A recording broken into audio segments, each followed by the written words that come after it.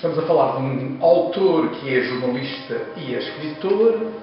Tem-se falado muito da relação entre a literatura e o jornalismo. É uma relação que tem dezenas, tem séculos de existência. Mais proximamente, recordo, não tão proximamente como isso, mas com relativa proximidade, o Hemingway, que é um exemplo do grande escritor que funde jornalismo e literatura, os livros dele, designadamente sobre Paris, sobre a vida cultural e política em Paris, a Guerra Civil de Espanha,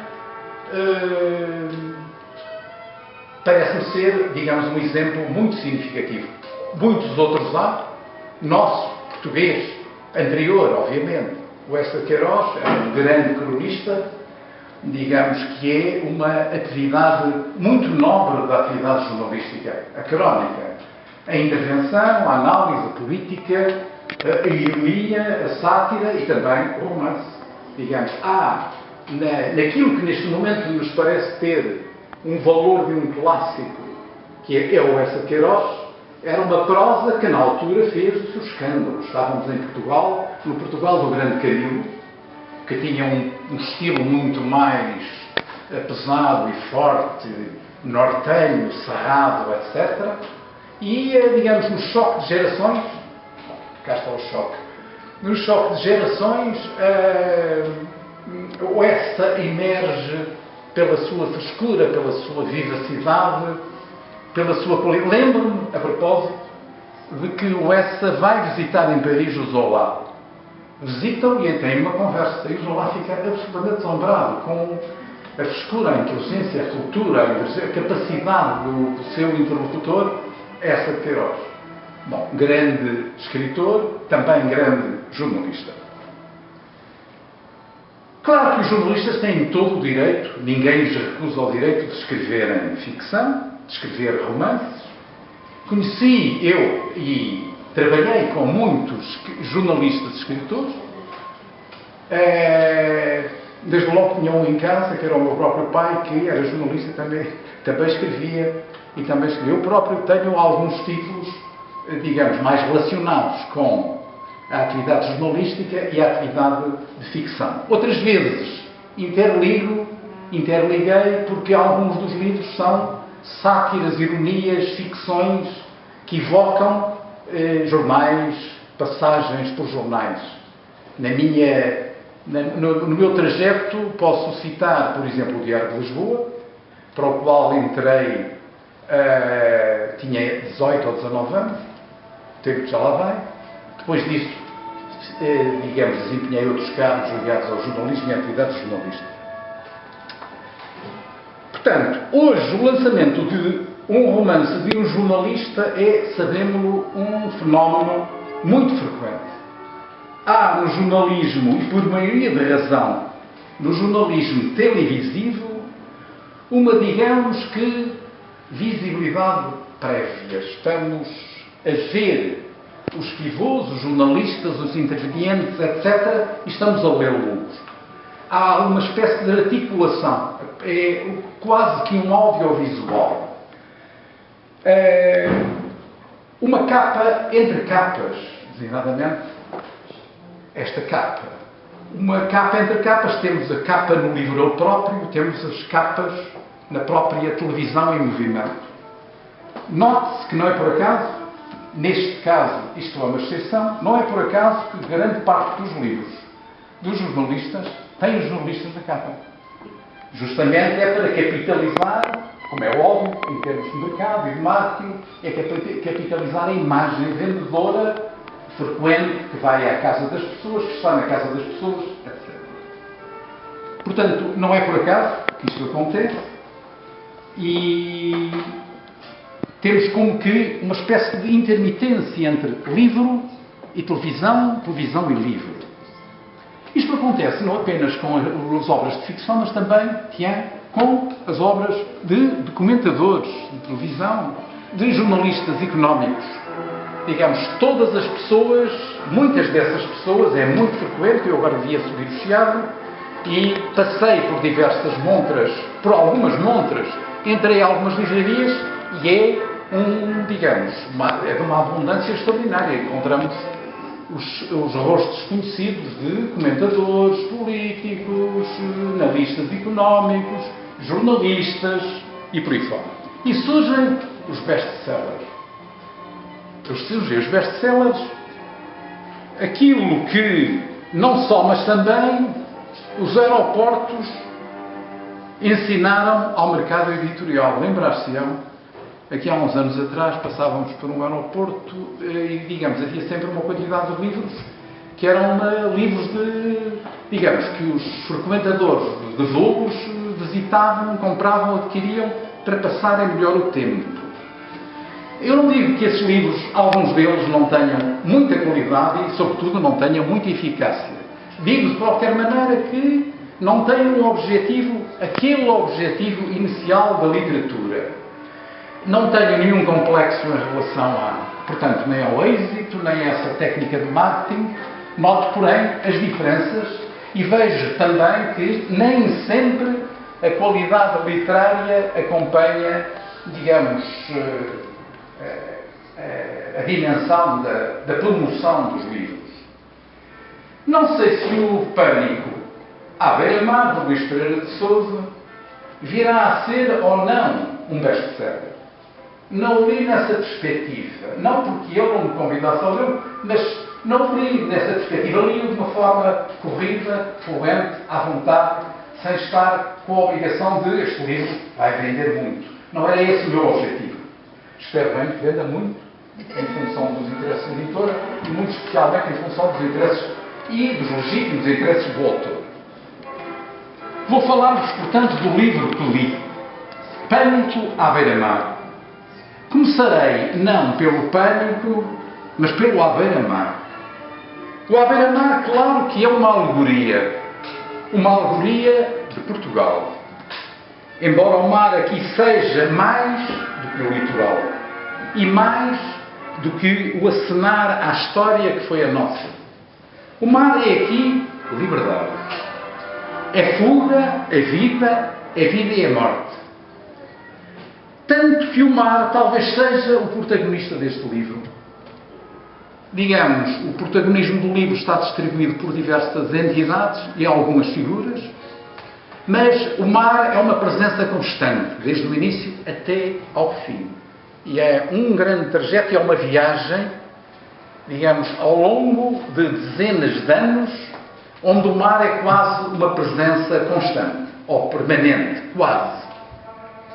Lê-se o livro e, havendo nele muito mar, que é onde nasce tudo, há também nele uma larga moldura de terra e de ar, de jornada e de voo. O voo que vai destruir o barco onde está o seu comandante.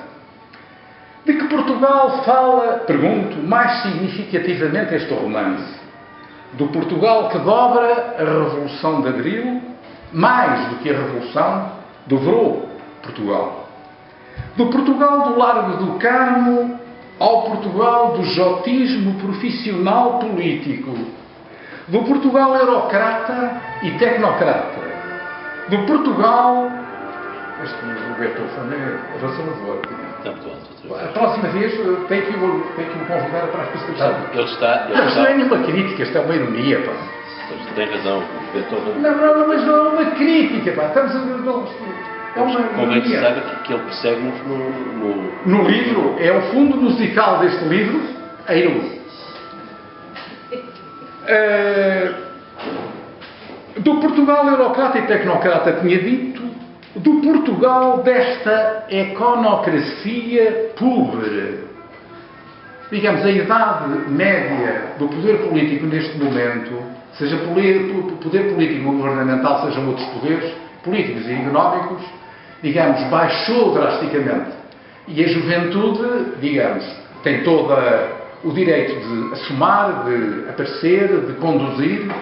Porventura, teria também a obrigação de gerir com alguma contenção, com alguma maturidade. Do Portugal dos novos mídia, da televisão que veio do assomo desenvolvimentista do marcelismo e que depois, em democracia, se reparte e se privatiza. E são os novos canais, são os múltiplos canais, são as diversas estações. Da responsabilidade cultural, aspecto importantíssimo neste livro, da responsabilidade social, cultural dos jornalistas. É dos grandes temas deste livro é a interrogação que constantemente um dos protagonistas, não o Mar, que mais parece afim ao próprio autor, é a sua responsabilidade perante o público. Da responsabilidade cultural dos jornalistas e da fusão de tudo isto num Portugal que se vende e se compra, nacional e internacionalmente. A televisão vista por dentro. A televisão vista por dentro será talvez um dos picantes deste livro. Parte da televisão vista por dentro, sobretudo a parte editorial, a parte jornalística. As mulheres e os homens que sucessivamente vão sendo os rostos da televisão. Como são vistos e como se veem a si próprios ao espelho de Alice, do Lewis Carroll, etc. Esse espelho de Alice, que pode ser a própria alegoria da televisão. Autobiografia? Pergunto. Claro que não no sentido estrito, claro que também sim no sentido lato.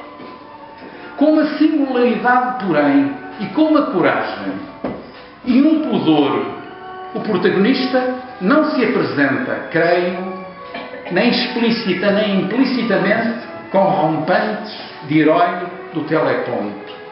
Há nesta observação uma contenção, uma autocrítica, uma modéstia, uma melancolia, inteligentes sim, mas não são, digamos, uma bravata de um autor que também viveu boa parte da realidade que este livro contém. E outra singularidade também. Assistimos à morte do herói, uma morte lenta, uma morte em vida. Nunca o é nesse livro, ele nunca se assume como herói. Assistimos ao apagamento, à solidão do jornalista televisivo, à sua entrada numa zona de sombra, num quase anonimato, na marcha acelerada para o anonimato, interessante meditação, creio eu, sobre o tempo e sobre o poder. Portugal e o mar. Os delírios de grandeza e de impunidade de uma sociedade subitamente comunitária. Estou a pensar na entrada em cena da eurocracia, do mercado comum, da adesão de Portugal ao mercado comum. Aliás, à CE. Aliás, à Comunidade Europeia. Eis, na minha opinião, também o livro.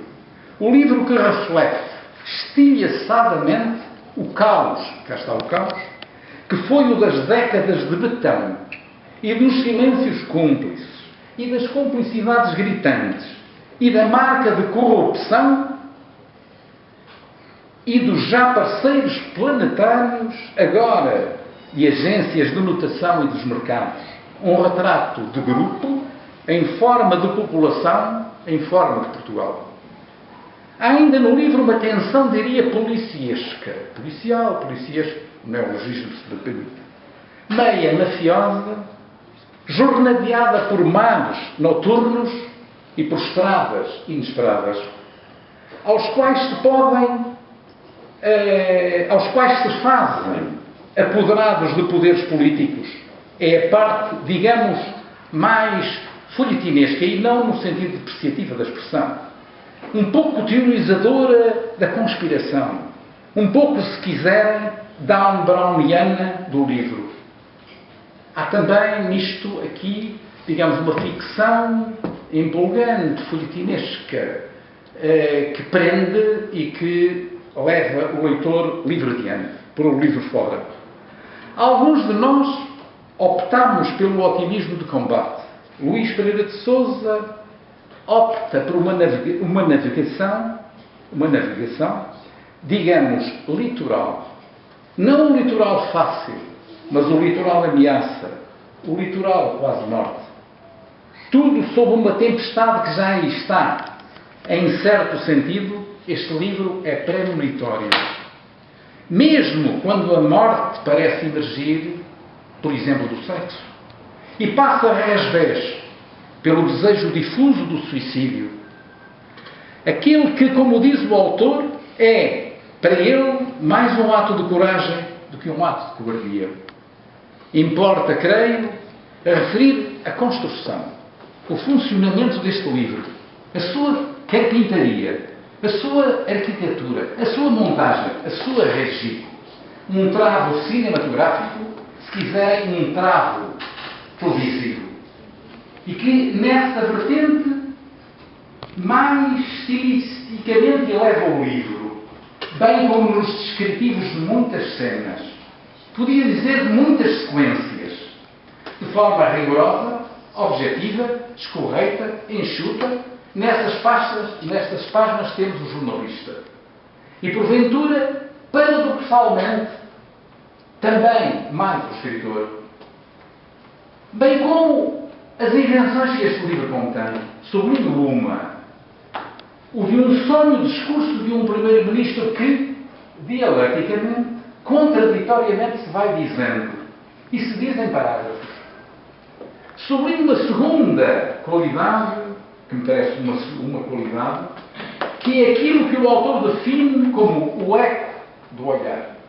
Lindíssima expressão, impressionante expressão, muito significativa. O eco do olhar. Porque, insiste, este livro quer-se também um audiovisual. Sublinho uma terceira qualidade. Os vários eus. Como diz? Os vários eus. Como se o autor pudesse ter câmaras no estúdio. Cada uma das câmaras é um olhar. Cada uma das câmaras é, ela, um personagem. Este livro é, pois, também uma crónica do Portugal de mais de 40 anos de país. Uma larga e extensa reportagem que termina também, alegoricamente, em forma de naufrágio. Outros se reivindicarão de um outro combate e de um otimismo solidário. Mas o otimismo, claro, que não é obrigatório. Estou no fim. Um, talvez, personagem de Luís Pereira de Sousa poderia bradar, lido este livro, ou ao longo da leitura deste livro, homem ao mar. Talvez mesmo homens ao mar. Num país que é o nosso problema, hoje entrando, e regressamos ao título do livro, num quase pânico. Num para muitos pânico, a responsabilidade de todos, a responsabilidade do escritor, do jornalista, do homem de televisão. É significativo que esta memória ficcionada, esta ficção historiográfica, conviva com mais um largo e aceso debate sobre o papel do Serviço Público de Televisão, que está neste momento a ocorrer de uma forma muito controversa, muito dramática. Mais uma vez, o Estado não se entende sobre o que é a televisão. E acontece que este livro surge num momento interessante, importante, esperando-se que o momento aprenda um pouco com este livro e que este livro signifique mais para além do que significa nesta fase de controvérsia de alguém que tem uma televisão pública nas mãos e não se entende sobre o seu papel. Portanto, termino, agradeço a vossa atenção, peço desculpa se